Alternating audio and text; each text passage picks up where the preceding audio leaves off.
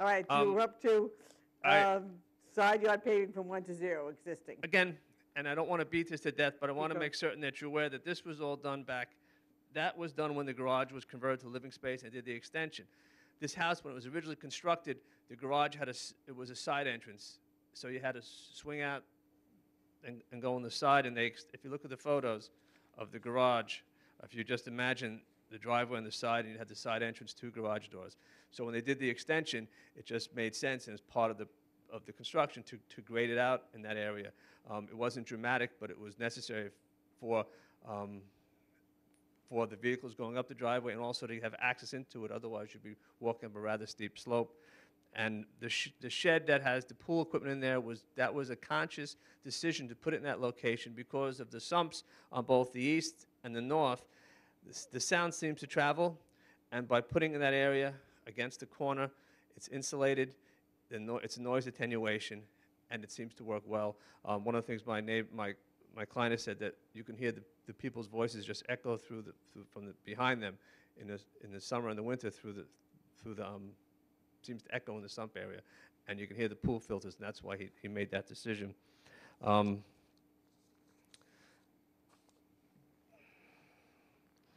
The maximum paving in the side yard from 25 feet to 55 feet. I explained that to you when that was done. The minimum front yard from 50. And what date was that? Do you know? The increased maximum paving in the side yard was done back in 1992. That's when that was done. That was part of that addition. The minimum front yard from 50 to 35 feet for the 6-foot fence on top of the retaining wall, which was 28 inches high. Again, that was done in 1992. All that was done as part of the same project. And the fence, the wall height from 4 feet to 8 foot 4 inches. Again, that's existing, but that was all done in the 1992 when this work was done as part of the whole renovation to the house.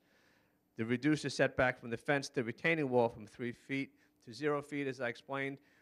It just makes sense to do that. That was also done in 1992 as part of what my client had believed was all part of the process when they got the permits and the CO for the extension and the conversion.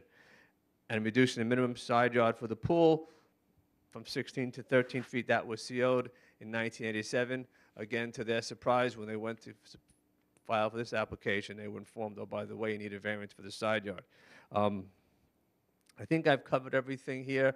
If you go down the list, I've shown you photos. We took plenty of photos just to show you that the house is beautiful, meticulously maintained. It's consistent with the surrounding neighborhood. There will not be an undesirable change in the neighborhood. We cannot achieve the benefit by any other means, which is feasible. The requested area variances, on paper, they might appear substantial, but from what I've explained to you and viewing the site, you'll see that they make sense, and all were done as part of a legitimate permitting process by my client. The proposed variances will not have an adverse effect or impact on the surrounding neighborhood, and the alleged difficulties are not self-created. We're coming to you for the relief to do the extensions and everything else in my client's mind, and reviewing the file, my mind was all appropriate and permitted by the town, and COs were issued for other work on the property even after these items were completed. One thing I just wanted to make you aware, the property to the west, that's their rear yard. So their house, that one house fronts on White Spruce Circle. So I took some photos just over the fence so you could see the rear of my client's yard is the front yard of the house on White Spruce Circle. It's a quiet neighborhood. It's a bucolic setting. My clients only want to enhance their home and make more comfortable living space for themselves, and there will not be any additional bathrooms added.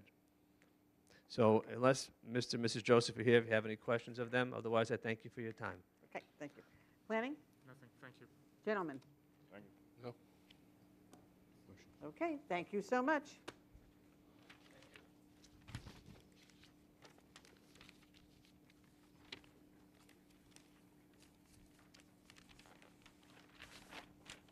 Is there anyone here that would like to be heard on this application? Hearing none, I'll entertain a motion to close the hearing. So moved. Second. Really move to second. All in favor? Aye. Motion carried. Okay. This goes to this. This goes, sorry.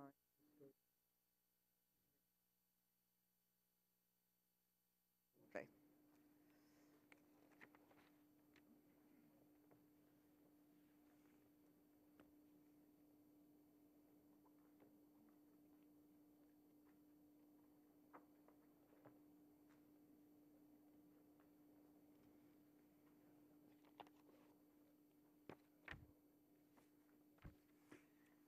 Okay.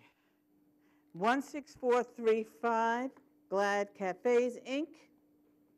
I'm just doing the location. North side, West Main Street, west of Redwood Lane, Smithtown Property Zone CB. Special exception to permit outdoor dining. Variance to increase the vertical dimensions of a second wall sign from 1 foot to 20 inches. Increase the number of awning signs from 1 to 7. Waive special exception standards that require lot area to be sufficient for the use. Waive special exception standards that require adequate parking. Waive special exception standards that requires adequate buffer be provided. And your name? My name is Craig Lowenthal, and that's Lowenthal, and I represent Clad Cafes, And what's your position of Glad Cafes? the owner, president. Okay, great. And I've asked Carmine Grasso, who's... All right, let me just swear you in first. Sure. Raise your right hand. Do you swear to tell the whole truth and nothing but the truth? Yes. Okay. Now would you like Mr. Grasso? to I would speak like for you? Carmine Grasso to speak on my Okay. behalf, please. Okay, Carmen. Good evening, Madam Chairwoman, members of the board.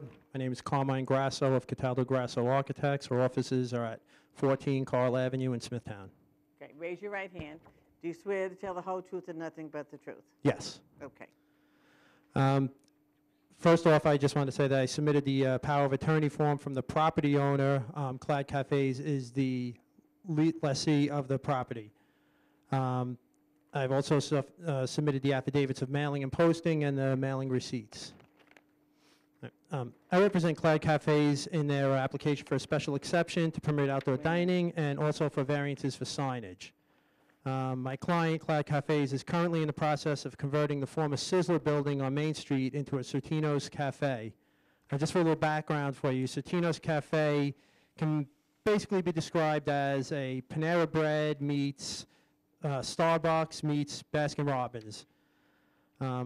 Right now, we currently have permits for a single continuous awning sign facing Main Street and for a 12-inch high wall sign facing the parking lot at the rear of the building. We wish to change the single awning into individual awnings above each window. We feel that the individual awnings will be a little more classy look and give the building a more neighborhood feel rather than a straight one awning across the whole front of the building. This is the type of atmosphere that Sortino's is trying to portray. The currently approved lettering on the single one long awning will remain, and it'll just be like divided up between all the individual awnings. The individual awnings also provide easier maintenance for my client in the event of damage to the awning somehow. He wouldn't have to go and replace the entire long awning. He can replace just a portion that's been damaged. As for the wall sign at the rear of the building, we're increasing it from a 12-inch high sign to a 20-inch high sign. If you could see on the photo here, just let me get this for you. On the drawing here, this is the wall sign in the rear of the building that we're talking about. As you can see, it is right on the fascia of the building.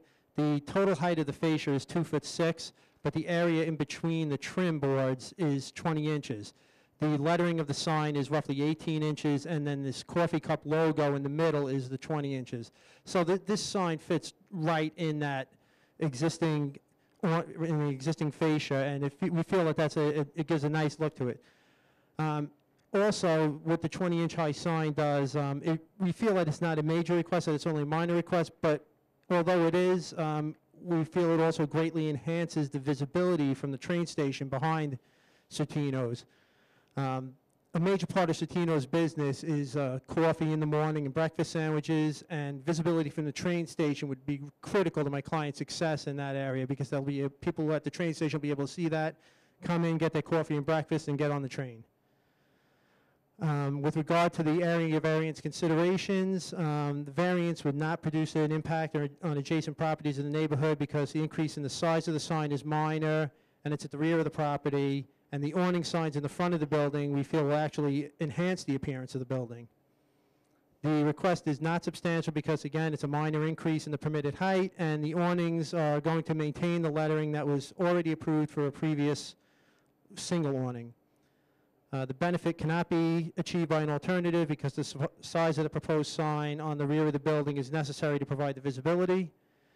The variance would not cause an adverse effect on the environment because the sign faces the train station in the rear, and it's smaller than the height of the entire fascia of the building and fits right in between the fascia. And the awnings on the front, again, we feel will improve the environment rather than have an adverse effect on it. And the difficulty was created by the applicant because he is wishing to install a sign which is larger than what's permitted by the zoning ordinances, and he's wishing to get approval of multiple signs, awning signs on the front. And that addresses all the considerations for the variance. As for the special exception for outdoor dining, when I made my submittal to the town, I submitted a letter to the board explaining how the proposal meets or doesn't meet all the special exception and standards for the building zone ordinance. I'll just go through these individually quickly for you. The restaurant use is in harmony and and promotes general purposes and intent of Chapter 322-2 of the building zoning ordinances. The outdoor dining will improve the character of the property along Main Street. The plot area is not adequate to provide the required parking for the 5,021 square foot restaurant use.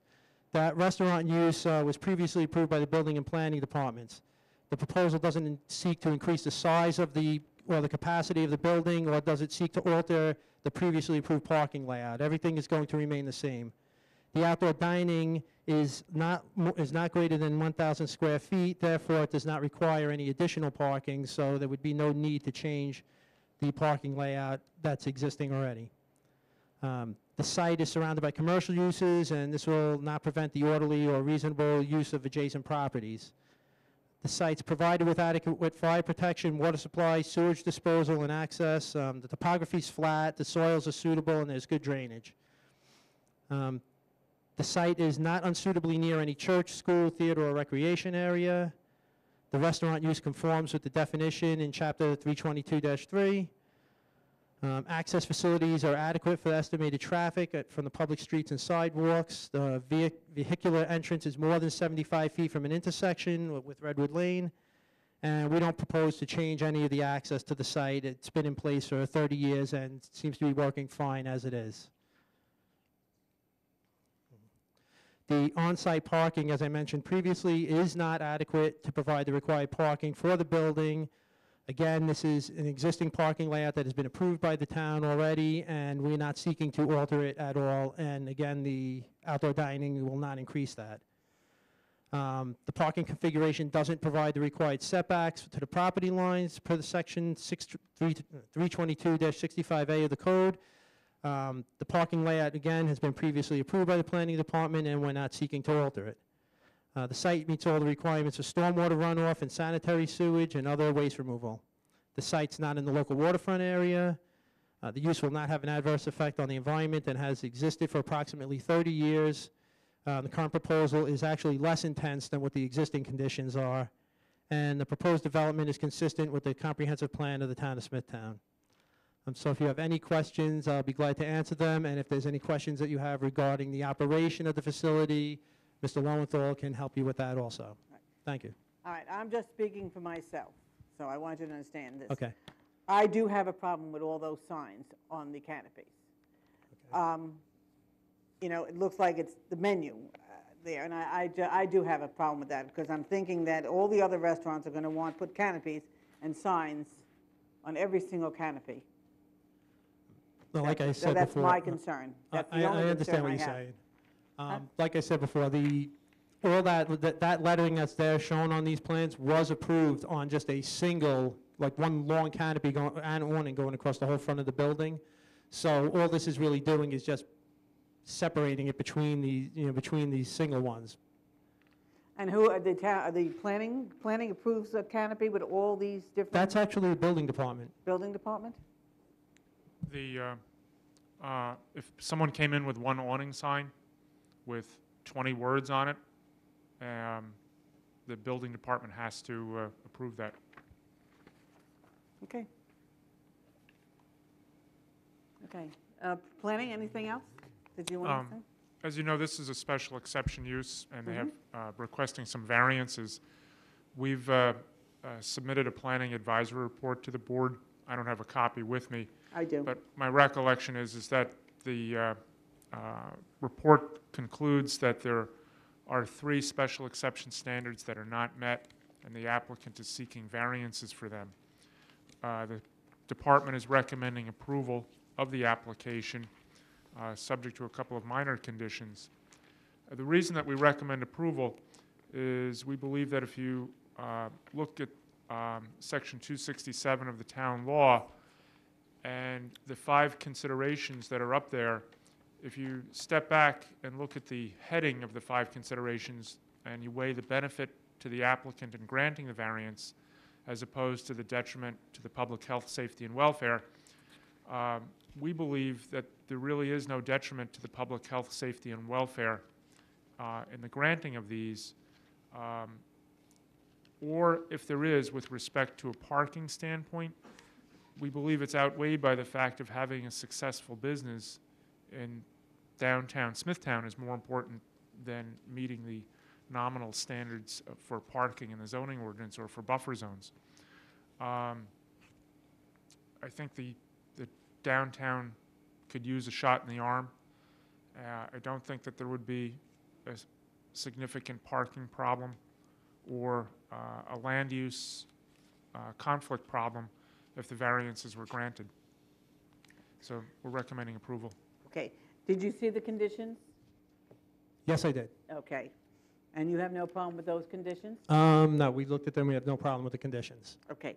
You also realize that there's no action because there's no secret? Yes, I went to DEW yesterday. I had received a letter from them yesterday, and I addressed all that with them. They told me that they would be able to give us a secret determination by the next meeting, which Good. would be the 14th. So Yes, June 14th. hopefully that'll get done by then, and we will have an approval. Hopefully an approval by then. Okay. Thank Thank you. you. Gentlemen, any other questions? Okay. Okay, thank you so much. Is there anyone here that would like to be heard on this application?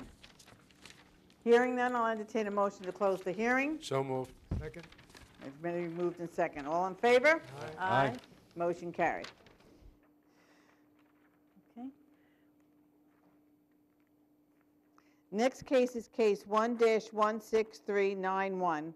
Brian and Elizabeth Robinson, 3 Annette Avenue, Smithtown location, northeast corner of Annette Avenue and William Street. Property zone R10 and NB.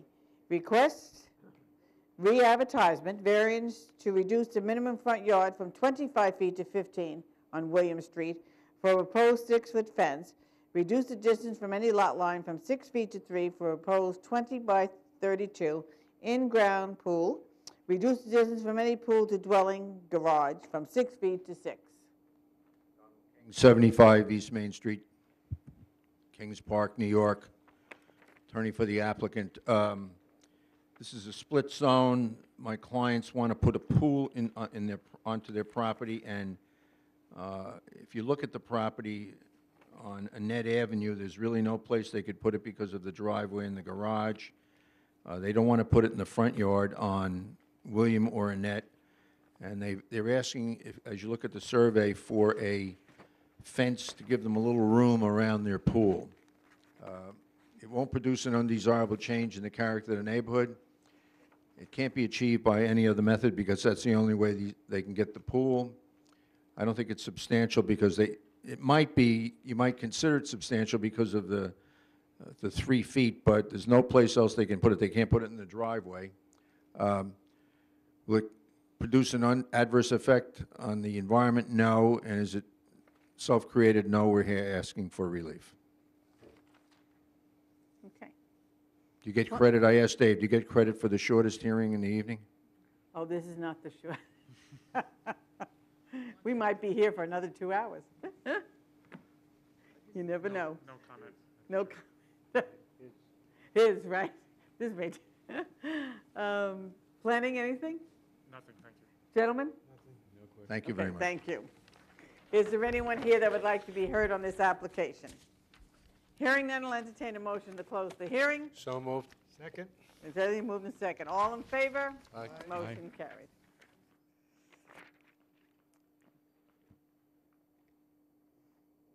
Next case is case 1-16200, Vendetta Vita and Mary Appalaro, 149 Walnut Road, Kings Park location.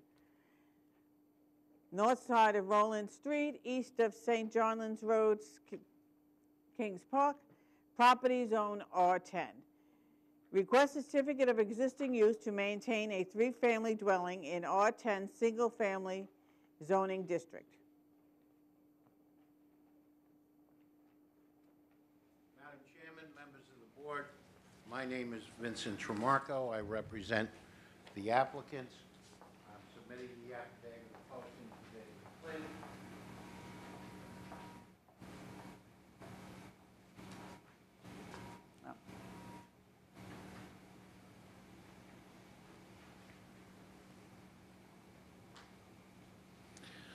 I know that the board opened up this hearing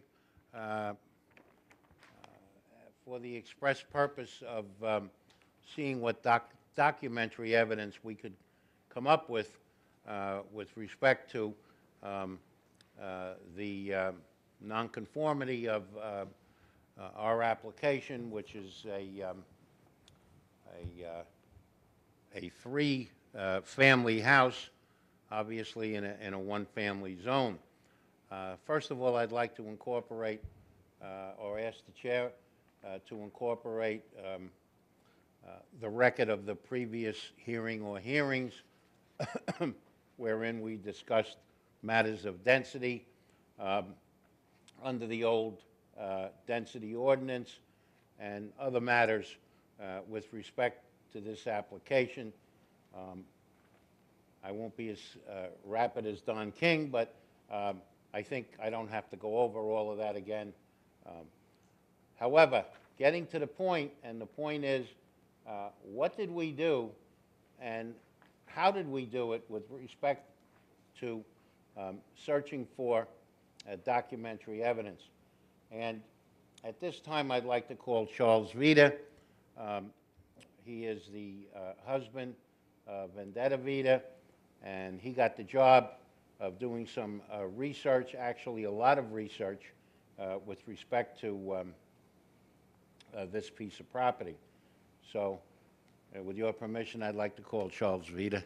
Fine, thank you. You're going to swear. Yeah. May I have your name, please? Charles Vita, And your address, Charles. 149 Walnut Road, Kings Park, New York. Raise your right hand, please. Do you swear to tell the whole truth and nothing but the truth? I will. Thank you. Okay. Mr. Vita, would you tell the board what efforts you made to obtain documentary evidence with respect to this particular house and what you did? For example, let's start off with... Mr. Tremarco, it's not going to work without you using a mic, so why don't you pass it back and forth? Okay. Take it out, and then pass it back and forth. For example, what did you do with respect to Liper, then years ago called Lilco, and what investigations did you do in order to obtain previous electric bills, and how did you go about doing that? I went over to LIPA in Brentwood and asked them to please tell me if there were 3 meters on the house. I also called them up. Their records over in Brentwood only went back a year or 2 years, so they gave me the number that I could call to LIPA.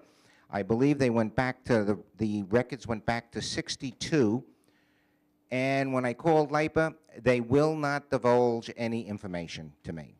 I said, can you please give me documentation that there were 3 meters on the house as far as you go back? And they said, no. Are you the owner that paid the lights there? And I said, no, I am not. I said, I am the owner of the building. And they said, no good. We won't divulge any information to you. I was stopped there. Also, I went to the Smithtown Library to try to find old town records. It was on microfiche that goes back, but again, I was out a loss because a lot of names in there, and they don't have a reverse, I think, directory that went back that far. I cannot find the names for that. So I was stopped by LIPA, and I was stopped by the telephone on that part. Now, Mr. Vita, do you have any other comments with respect to this property that your wife and Mary Apolaro have owned for many years now? Well, I do have a couple of comments on here. We purchased this property in the early 80s, which I've almost owned for almost 30 years on there. It's located on Rowan Street at the end of a dead-end street. When I took it over and also maintained it, every one of the tenants have off-street parking. There is nobody that parks on the street. Doesn't cause any problem on the street or anything. When I took it over, the home was occupied by three separate tenants at the time of the purchase. Then we go to the Lilco meters. The previous owners, who I couldn't get any more information from, are both deceased. During our tenature as owners, not one tenant has had any children, and I did not put a burden on the Kings Park School District. There was never any children in almost 30 years that were ever put through or taxed in the Kings Park School District. And since you've had these proceedings and they've been going on, not one person has ever come forward, and I don't know who turned me in or what happened there or why they turned me in, has ever come forward and spoken against the multifamily use of this property. Not one person in all your hearings here. I think the town has long been aware of the three-family use of it. When the garbage districts were formed in the town of Smithtown, we were never notified. They just assessed me, and they didn't ask me how many services I needed or anything else. They just assessed me. I pay taxes on 3 garbages. I've paid taxes on, I don't know how long the garbage system has been in existence that we started collecting it, but I've been paying taxes on a 3-family there. I also pay, we pay the waste management for 3-family, and I pay taxes on a 3-family house. So that's basically what I have to say. I don't know what else. I tried to research it.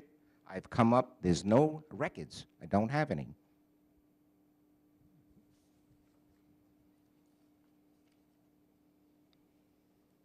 If the board has any questions of Mr. Vita, that's our presentation. There is no documentary evidence that we can put our hands on.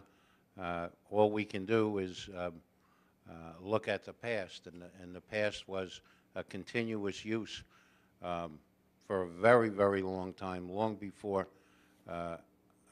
Mary Apolaro and Vendetta Vita owned this property. So we asked the board for its favorable consideration. I'm sure the board has looked at the property and seen that there are side-by-side tenants on the, I guess you would call the main floor, and there is an apartment that opens out. It's a basement on one side, but it opens out. It's a walkout. So I mean, it's not something that's dungeon-like in any fashion. Again, we ask the board for its favorable consideration. Thanks. Okay. Planning? Nothing, thank you. Gentlemen? No, thanks. Okay, thank you.